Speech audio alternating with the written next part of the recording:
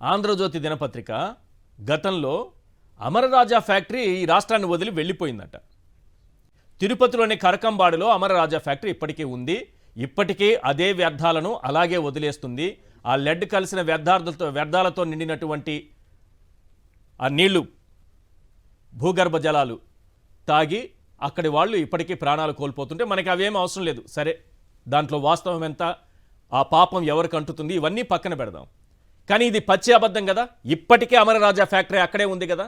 మీకో దండం ఇక్కడ ఉండమని వేధింపులతో విసిగిపోయిందంట అమరరాజా. తెలంగాణకు తరలిపోయిందంట అమరరాజా ఫ్యాక్టరీ. ఎలాంటి తప్పుడు వార్తలు అంటే, మీ కళ్ళు చల్లబడ్డాయా? తెలంగాణకు తరలి వెళ్ళిన అమరరాజా ఇప్పటికే అదే తిరుపతిలో, అదే కరకంబాడిలో అమరరాజా ఫ్యాక్టరీ నడుస్తూనే ఉంది. కానీ వెళ్ళిపోయిందని రాస్తారు. నేను వెళ్ళిపోలేదని అతను కూడా చెప్పడు, ఈ ఫ్యాక్టరీ యజమాని కూడా చెప్పడు.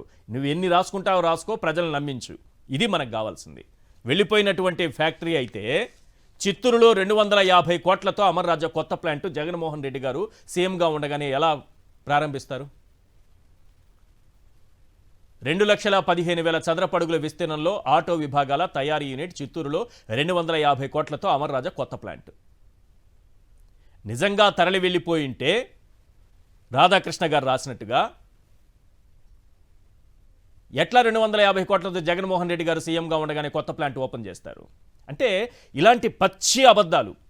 ఎందుకంటే మనకు మన ఏంటది పవర్ ప్రాజెక్టుకి ఏదో మన పవర్ కొంటే సరిపోతుంది కాబట్టి అలాంటిది చేస్తే చాలు. మీకు ఇంకొక విషయం చెప్పాలి, ఆయన ఎంతగా బాధపడిపోతున్నారంటే ఈ అబద్ధాల వార్తలు ఇప్పటికీ కూడా ఎలా రాస్తున్నారంటే, కాగ్ నివేదిక అప్పే ఏమీ లేదు, చంద్రబాబు ఏడాది పాలనలో తిరోగమనంలో రాష్ట్రం అని నిన్న ఒక వార్త సాక్షి దినపత్రికలో. ఇది కాగ్ రిపోర్టు. చంద్రబాబు నాయుడు గారి పాలనలో, కూటమి పాలనలో ఈ రాష్ట్రం తిరోగమనంలో పడిపోయింది. అప్పులు తప్ప ఆదాయం లేదు, రెవెన్యూ రావటం లేదు. కాగ్ ఇచ్చినటువంటి గణాంకాలు ఏం చెబుతున్నాయి, 2023-24లో పరిస్థితి ఎలా ఉంది, 24-25లో ఎలా ఉంది అని కాగ్ ఇచ్చినటువంటి గణాంకాలను సాక్షి దినపత్రిక ప్రచురించింది. ఇది ప్రచురించినందుకు ఎవరు మాట్లాడాలి దీనిపైన? ప్రభుత్వ అధికారులు. ఒకవేళ ఏదైనా తప్పులుంటే దీనిపైన వాళ్ళు మాట్లాడాలి, లేదా పార్టీకి సంబంధించి, టీడీపీకి సంబంధించి ఎవరైనా మాట్లాడాలి. ఇదే వార్త రామోజీరావు గారి ఆత్మ ఏం చేసిందో తెలుసా మీకు? రామోజీరావు గారి ఆత్మ అసలు ఏమీ లేకుండా, ఎక్కడ చంద్రబాబు నాయుడు గారి పాలనలో ఈ రాష్ట్రం తిరోగమనంలో పోతూ సంపద సృష్టి లేదు, ఏమీ లేదు, అంతా ఒక కట్టు కదా, ఈ రాష్ట్రం అప్పుల్లో మునిగిపోతుందన్న విషయం బయటపడుతుందని వార్త రాయకుండా ఒక పట్టిక మాత్రం వేశారు. ఎందుకు ఈ పట్టిక వేశారు, ఎక్కడిది అంకెలు, ఎవరిచ్చారు ఈ గణాంకాలు అన్నది ఎక్కడా ప్రచురించలేదు. ఈ రకంగా వార్త రాయడం అనేది నాకు తెలిసి జర్నలిజం చరిత్రలో మొదటిసారి అయిండొచ్చు. రామోజీరావు గారి ఆత్మవంచనకు పాల్పడింది ఇలాంటి వార్త రాసి. 24-25 ఆర్థిక సంవత్సరంలో రాష్ట్ర రాబడి అంచనాలు వాస్తవాలు ఎవరిచ్చారు నీకు లెక్క? ఎవరు చెప్పారు ఈ లెక్కలు? ఏమి రాయకుండా, ఎలా తగ్గిపోయింది ఆదాయం అనేది రాయకుండా పట్టిక అక్కడేసి వదిలిపెట్టేశారు. మీరు ఆ పేపర్ చూడండి, నిన్నటి పేపరు. ఒకవేళ సాక్షి దినపత్రికలో వచ్చింది 23, 24, 24, 25 పోలిక పెడుతూ ఏదైనా తప్పులు ఉంది అంటే ప్రభుత్వం స్పందించాలి, లేదా మంత్రులు స్పందించాలి, లేదా ఆ పార్టీ నాయకులు స్పందించాలి, లేదా పార్టీ అధికార ప్రతినిధులు ప్రెస్ మీట్లు పెట్టాలి. ఇవన్నీ కాకుండా రాధాకృష్ణ గారు సంపదపై శోకాలు, రోతపత్రిక, జగన్ పత్రిక, మీకెందుకు ఇంత కడుపుమంట? ఈనాడు రాసింది, సాక్షి రాసిన దాంట్లో 2023-24తో పోలిక పెడుతూ రాస్తే మీకు నచ్చకపోతే, అందులో తప్పులుంటే, అవాస్తవాలుంటే ఎవరు స్పందించాలి? ఆదాయం తగ్గిందంటూ అబద్ధాలు, సంపదపై శోకాలు, జగన్ పత్రిక రోతరాతలు. మీకెందుకు చెమటలు పడుతున్నాయి? మీరెందుకు బురద పూసుకుంటున్నారు? ప్రభుత్వం కదా స్పందించాల్సింది, ప్రభుత్వం కదా వివరణ ఇవ్వాల్సింది. సాక్షి పత్రికలో తప్పు వస్తే వివరణ ఇవ్వాలి, అంతా అబద్ధాలని చెప్పాలి, లేదా ప్రెస్ మీట్లు పెట్టి పార్టీ అధికార ప్రతినిధులైనా చెప్పాలి. మీరెందుకు ఆవేశపడుతున్నారు? జగన్ పత్రిక రోతరాతలని. ఇది చూసిన వాళ్ళు నిజంగానే అబద్ధం రాసిందని అనుకుంటారు కదా. ఏం రోతరాత రాసిందనేది లోపలికి వెళ్ళి చదివితే జగన్ పత్రిక కరెక్ట్గానే రాసిందంట. ఒకసారి చదివి వినిపిస్తాను చూడండి. 2023-24తో పోలిస్తే చంద్రబాబు పాలనలో 24-25లో రెవెన్యూ రాబడి, కేంద్ర గ్రాంట్లు తగ్గాయంటూ రోత పత్రిక గురువారం అబద్ధాలు వల్లివేసింది. 24-25 గణాంకాలను కాగు వెల్లడించిందంటూ అర్ధసత్యాలు అసత్యాలతో మభ్యపెట్టే ప్రయత్నం చేసింది. జగన్ ముఖ్యమంత్రిగా ఉన్నప్పుడు 23-24లో రెవెన్యూ రాబడి 1,73,963 కోట్లు. చంద్రబాబు సీఎం అయ్యాక 2024-25లో రెవెన్యూ రాబడి 1,68,443 కోట్లు.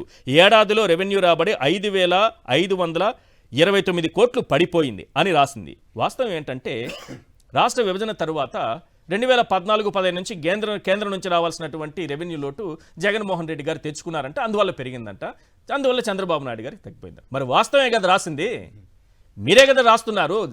జగన్మోహన్ రెడ్డి గారి హయాంలో ఎలా పెరిగిందని మీరే రాస్తారు, చంద్రబాబు నాయుడు గారికి ఎలా తగ్గిపోయిందో మీరే రాస్తారు. మరి రోతపత్రిక ఎందుకు అవుతుంది? అమర్ రాజా పారిపోయిందని రాసిన మనం కదా రోతపత్రిక నడుపుతోంది. ఎమ్మెల్యే ఆదినారాయణ రెడ్డి జులుం. ఈనాడు దినపత్రిక సిమెంట్ ఫ్యాక్టరీలపై. పరిశ్రమలు ఉంటాయా పోతాయా? కోకోకోలా ఫ్యాక్టరీపై జులుం, కింగ్ ఫిషర్ ఫ్యాక్టరీపై జులుం,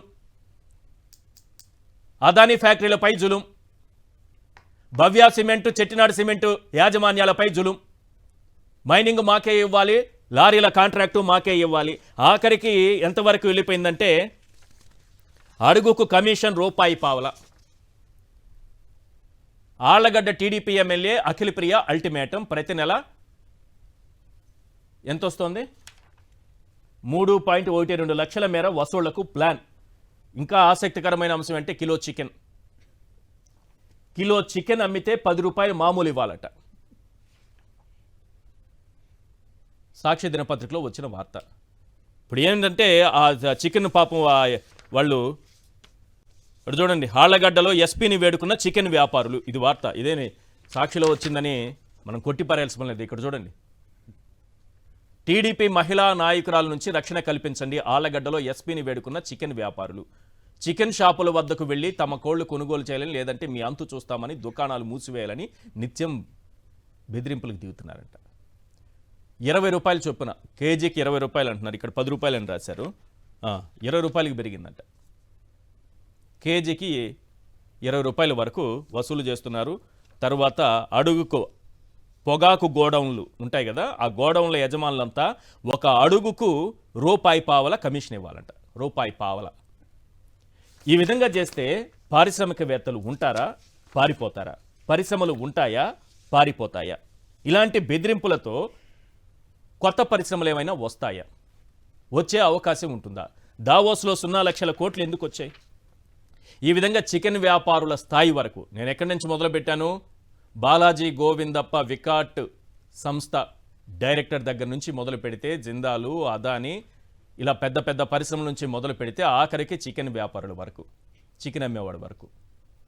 అంటే వ్యాపార దిగ్గజాల నుంచి గల్లీలో వ్యాపారం చేసుకునే చికెన్ వ్యాపారుల వరకు ఎవరిని వదలకుండా ఈ విధంగా వసూళ్లకు పాల్పడుతూ, కమిషన్లకు దిగుతూ, దాడులు చేస్తూ, దౌర్జన్యాలు చేస్తూ, బూడిద కోసం కొట్లాడేటటువంటి పరిస్థితి ఉంటే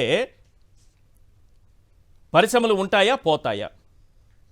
ఇక వ్యాపారులే కాదు, అంటే వ్యాపారవేత్తలే కాదు, చిన్న చిన్న వ్యాపారాలు చేసుకునే వాళ్ళు కూడా వెళ్ళిపోతే ఆఖరికి ఈ రాష్ట్రంలో ఆ వ్యాపారాలు చేసుకునే వాళ్ళంతా బిచ్చమెత్తుకోవాల్సిందే. ఎందుకు ఈ మాట అంటున్నానంటే, మీరు నమ్మని నమ్మకపోండి, ఇది ఒక వార్త. గ్రేట్ ఆంధ్రాలో నేను చూసా. బిచ్చగాళ్ల నుంచి కమిషన్లు తీసుకుంటున్నారని టీడీపీ ఎమ్మెల్యేపై ఆరోపణ అంట. అహోబిలం గుడి దగ్గర బిచ్చగాళ్ళు కూర్చో ఉంటే ఆ బిచ్చగాళ్ల దగ్గర నుంచి ఆరోపణలను రాశారు. నేనైతే నమ్మట్లేదు, అంత స్థాయికి ఈ టీడీపీ ప్రభుత్వంలో అలా జరుగుతుందని నేనైతే ఒక జర్నలిస్ట్గా నమ్మట్లేదు. కానీ వచ్చిన వార్తనైతే ప్రజలకు చెప్పాలి కదా. బిచ్చగాళ్ల దగ్గర నుంచి కూడా వసూలు చేస్తారా ఎవరైనా? ₹1000 బిచ్చగాళ్ళు గుడి ముందు కూర్చొని అడుక్కు తింటే ఆ ₹800 తీసుకొని ₹200 వాళ్ళకి ఇస్తున్నారంట. ఇది వార్త సారాంశం. ఇందులో వాస్తవం ఉందని నేనైతే అనుకోవట్లేదు ఓ జర్నలిస్ట్గా. ఆ స్థాయికి అయితే దిగజారుతారని నేను అనుకోవట్లేదు. మరి వాస్తవం ఏంటో తెలియాలి.